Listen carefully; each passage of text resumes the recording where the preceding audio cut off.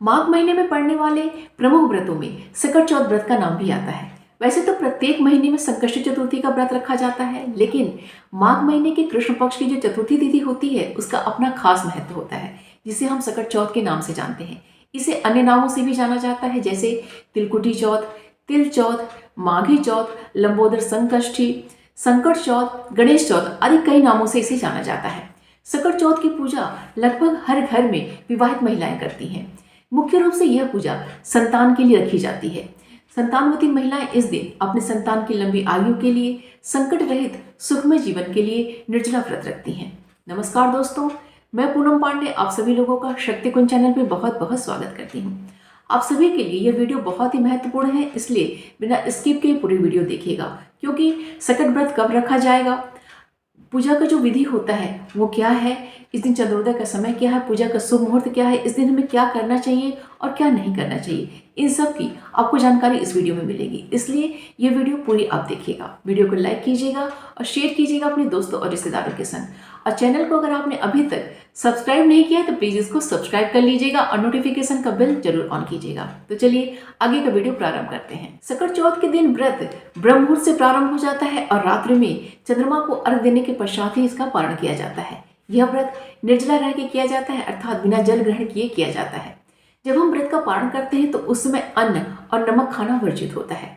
जब हम पारण करेंगे तो उस वक्त हम जल ग्रहण कर सकते हैं और हम मीठा फलाहार ग्रहण कर सकते हैं। अगर आपका स्वास्थ्य खराब है या फिर किसी अन्य कारण से अगर आप निर्जला यह व्रत नहीं कर सकते हैं तो फिर आप जल ग्रहण करके भी यह व्रत कर सकते हैं, क्योंकि स्वास्थ्य सर्वोपरि होता है। अगर आप स्वस्थ रहेंगे तभी यह पूजा और यह व्रत आप अच्छे से संपन्न कर पाएंगे। और इसके साथ ही अगर आपको चाय न पीने की वजह से सिर दर्द होता है, तो अगर आपको कोई मेडिसिन खानी है तो फिर आपको ब्रह्म मुहूर्त से पहले उठना होगा और आप अपना चाय पी सकते हैं और आपकी जो अपनी दवा खानी है वो खा सकते हैं और आप कुछ फल भी ग्रहण कर सकते हैं। लेकिन ये सभी कार्य आपको ब्रह्म मुहूर्त से पहले करना होगा, क्योंकि ब्रह्म मुहूर्त के बाद से व्रत आपका प्रारंभ हो जाता है। व्रत के दिन प्रातः काल में आप सूर्योदय से पहले उठ जाइए और उसके पश्चात आप जल में तिल डाल के स्नान कीजिए, क्योंकि इस दिन तिल का उपटन भी लगाया जाता है, जो कि बहुत ही शुभ माना जाता है। उसके पश्चात आप सूर्य देव को पूजन कीजिए, तुलसी माता का पूजन कीजिए, अपने मंदिर का अपना जो सामान्य आप पूजा जैसे करते हैं वैसे सामान्य पूजा कीजिए। और आपने गणेश जी की जो प्रतिमा रखी, जो मूर्ति रखी हुई, उनका आप जल और दुग्ध से अभिषेक कीजिए और सामान्य तरीके से जो आप उनका पूजन अर्चन करते हैं वो पूजन अर्चन कीजिए, क्योंकि इसमें संध्याकालीन पूजा का जो है विशेष महत्व है। उसके पश्चात आप अपने व्रत का संकल्प लीजिए, क्योंकि यहीं से आपका व्रत आपका संकल्प के साथ ही व्रत प्रारंभ हो जाएगा। और उस संकल्प में आपकी जो मनोकामना है उस अवश्य उसको बोलिएगा कि इस मनोकामना की पूर्ति के लिए मैं यह व्रत कर रही हूँ या कर रहा हूँ। और यह व्रत आप किस विधि से करेंगे, निर्जल रह के करेंगे या जल पी के आप करेंगे, उसमें संकल्प में आप यह भी बोलिएगा। तो संकल्प बोलिए और यहाँ से आपका व्रत जो है वो प्रारंभ हो जाता है। तो उसके पास जैसा आपके पास समय है, पूरे दिन में जिस हिसाब से समय है, आप अपने मंत्रों का जाप, स्तोत्रों का पाठ आप दिन भर अपने समय के आधार पर अपना करते रहिए।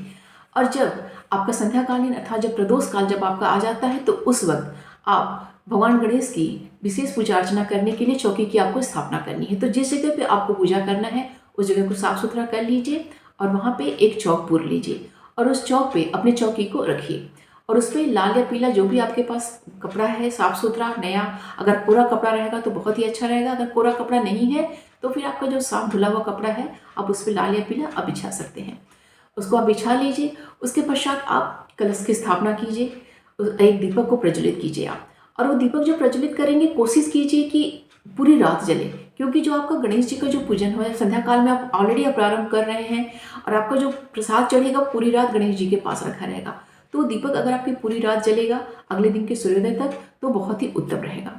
गणेश अब अपना दीपक प्रज्वलित कर लिए, अपना कलश की स्थापना आप कर लिए, उसके पश्चात गौरी गणेश की वहाँ पे स्थापना कीजिए और उनका पूजन अर्चना प्रारंभ कीजिए और वहाँ पे उनका आवाहन कीजिए और उसके पश्चात उनका पूजन शुरू करिए।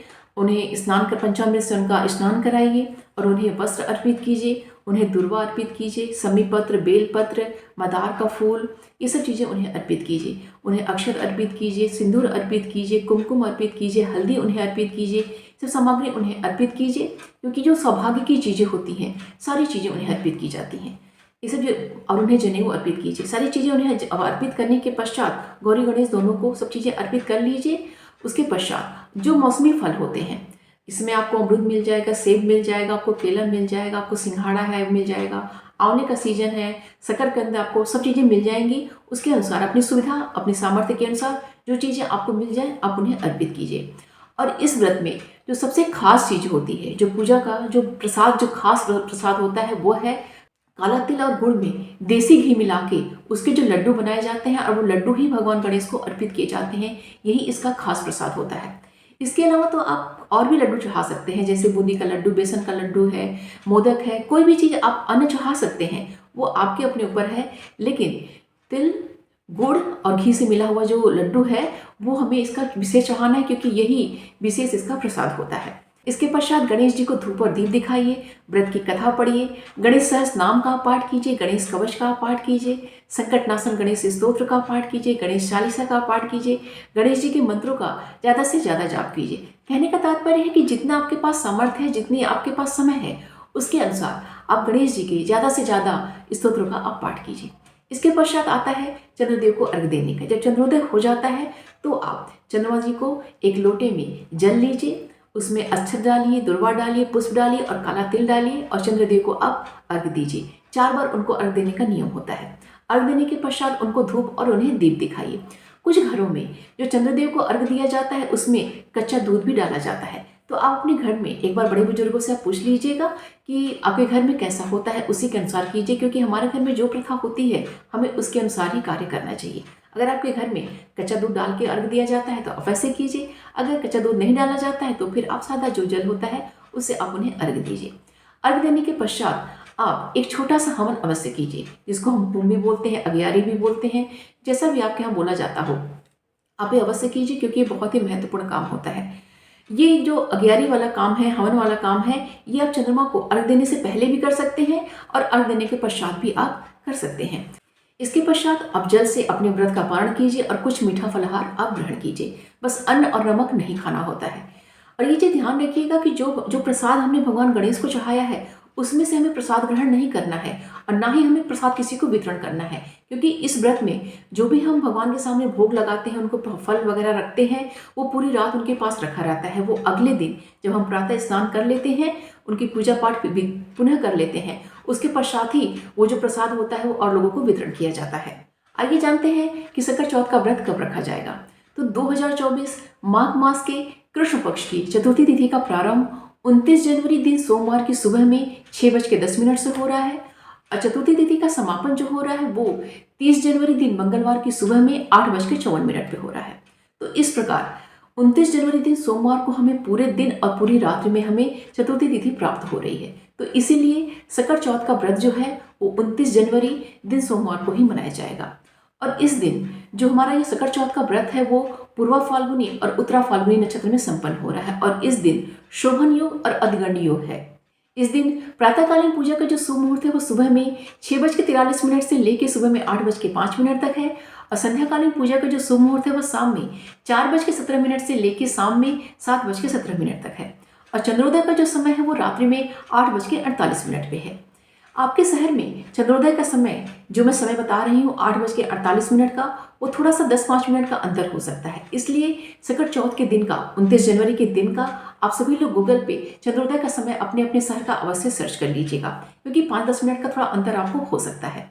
अगर उस दिन चंद्रोदय हमें समय पर नहीं हो पा रहा है, बादल है या कोई कारण है, तो फिर आप जो समय है उसके अनुसार आप अर्घ दे लीजिए, क्योंकि मोस्टली ऐसा होता है कि उस दिन बादल के कारण हमें चंद्रमा का दर्शन नहीं हो पाता है या अगर होता है तो बहुत ही देर से होता है।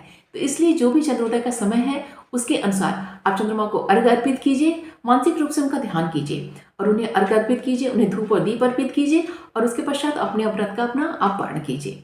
उम्मीद करती हूँ यह वीडियो आप सभी के लिए बहुत ही उपयोगी होगा। सकट चौथ से संबंधित कोई भी प्रश्न अगर आपके मन में है तो कमेंट बॉक्स में आप मुझसे पूछिएगा, मैं उसका रिप्लाई अवश्य करूंगी। भगवान गणेश और माता गौरी की कृपा हम सभी पे बनी रहे, हम सभी के संतानों पे बनी रहे, यही मंगल कामना है। मिलते हैं अगले वीडियो में। अपना और अपनों का ख्याल रखिएगा। नमस्कार।